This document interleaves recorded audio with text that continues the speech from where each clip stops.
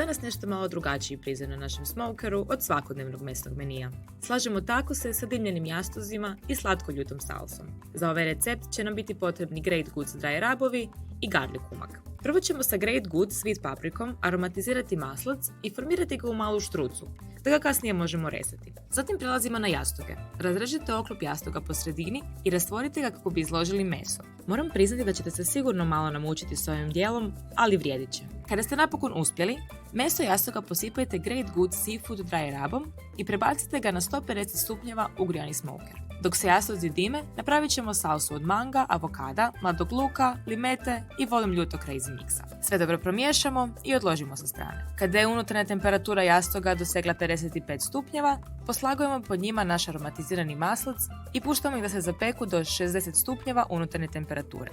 I na kraju slažemo naše takose sa salsom, rastrganim mesom od jastoga i Great Goods Guillory style garlic umakom.